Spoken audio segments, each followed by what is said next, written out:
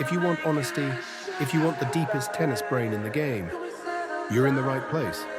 Welcome. Fuck your hoe, cause she like that.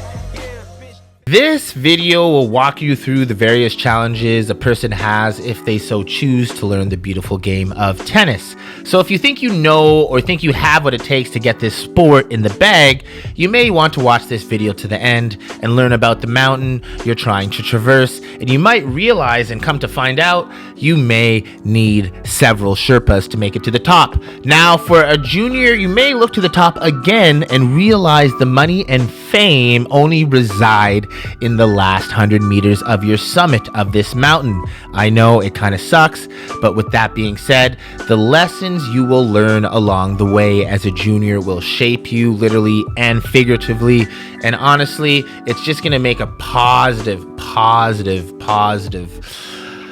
person. Make a positive person for the remainder of your life. That's what it's going to do. Now, that being said, for adults, if you're an adult trying to traverse this mountain, I assume you have landed some sort of newly discovered corporate job, or you're in a newly discovered corporate environment, and you feel like golf or tennis is the next logical steps to your little evolution. Well, I got news for you. The only thing that lies at the top of the mountain for you is good health, frustration, and a side of hopelessness. But don't worry, there is a silver lining here, and that is this will be your first socially acceptable addiction you acquire. So, and we do like skiing. Everybody does like skiing, but not that type of skiing. So, with that being said, will you be ready to come home to your wife that doesn't care about your progression and thinks what you're doing is frivolous? Especially when you walk through those doors late night on a Thursday night and say, honey, I forgot the milk, but I beat Johnny for the first time. Ooh, you think she's gonna care? I have news for you, buddy. She's not. So, will you guys be ready to take on the first chapter of this mission? When picking up the racket, you need to realize a sobering fact. It's going to take you 10 years to build a complete tennis player and about 6 to 8 years to lightly mimic what you see on the television. Learning that swing on both sides of the body, it's not going to be like learning to shoot a basketball. It's not like going to be learning to hit a baseball, and it's certainly not going to be like learning to throw a football. This isn't little league territory anymore. I need to really state that. This is going to take a seismic amount of effort and most certainly time. So you got to realize they made up a sport because this sport took too long to learn. The good news here is you might be able to hit the ball over the net 4 times in a row with proper technique in about 3 to 4 years. Sure, you'll drive by the local tennis court and see these local hacks hitting, stabbing, and slicing at the ball. But rest assured, if you're not hitting topspin on both wings, the forehand and backhand, you're not really playing tennis. You're participating in taking someone else's court time, respectfully.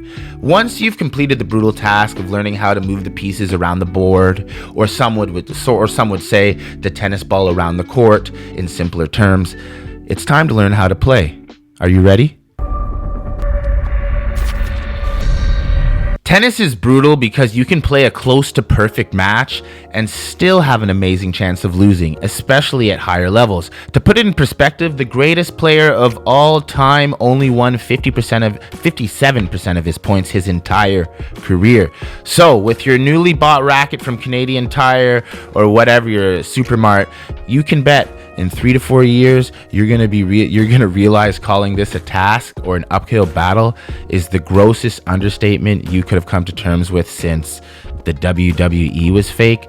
Tennis is about repetition, and that takes time. The problem is the European and Western climates don't exactly accommodate time, especially when there are only 6 months of the year you can play tennis outside. This has a butterfly effect, and it makes indoor tennis extremely expensive. So if it takes 10 years to build a complete player, how long do you think it takes someone with less access due to funds, or some corporate bro with access but not necessarily the time because he needs to get that report on Johnson's desk by the end of the week? This, my friend, is why pickleball was born.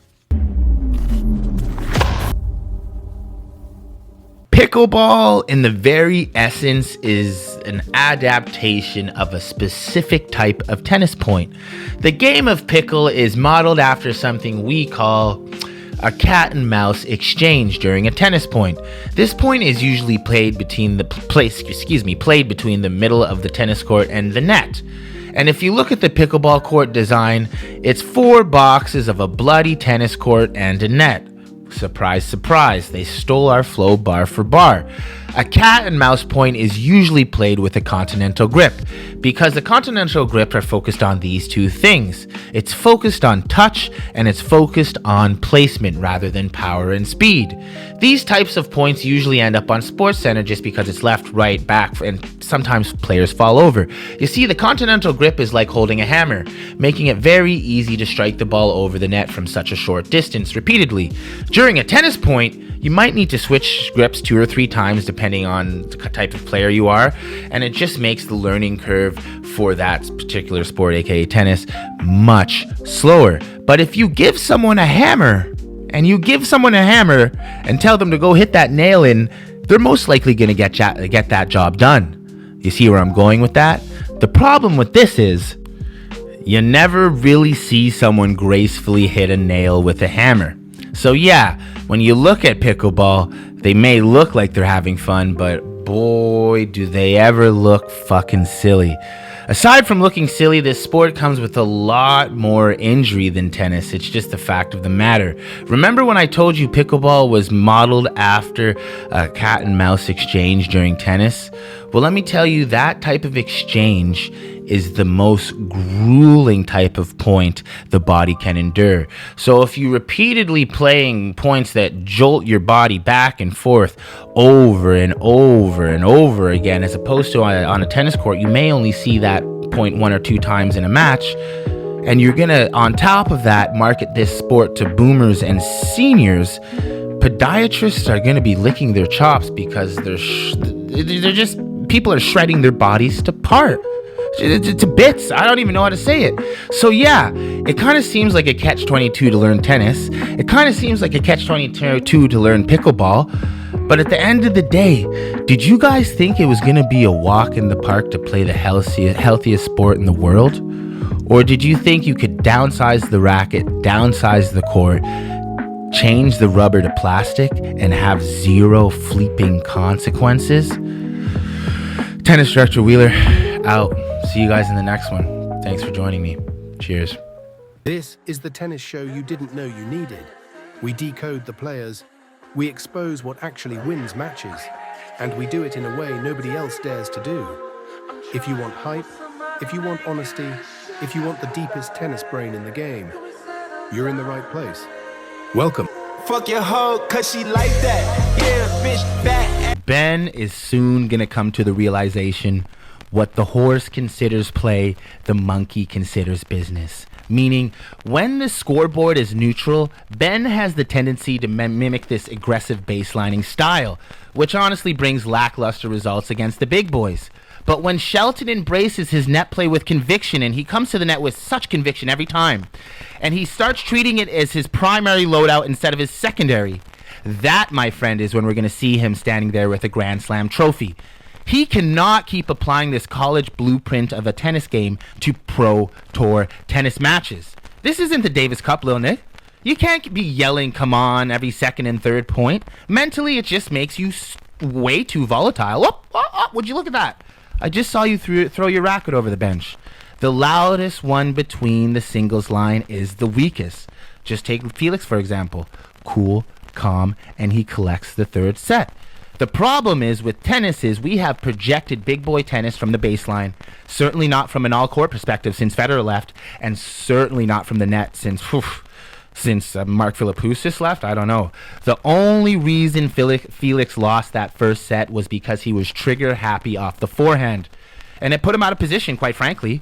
Once he breaks through this imposter syndrome mentally, very much like Bublik, he could be very well standing with a Grand Slam as well, only being 25 years of age and everything. Tennis Director Wheeler, out. This is the tennis show you didn't know you needed. We decode the players, we expose what actually wins matches, and we do it in a way nobody else dares to do. If you want hype, If you want honesty, if you want the deepest tennis brain in the game, you're in the right place. Welcome. Fuck your hoe, cause she like that. Yeah, bitch.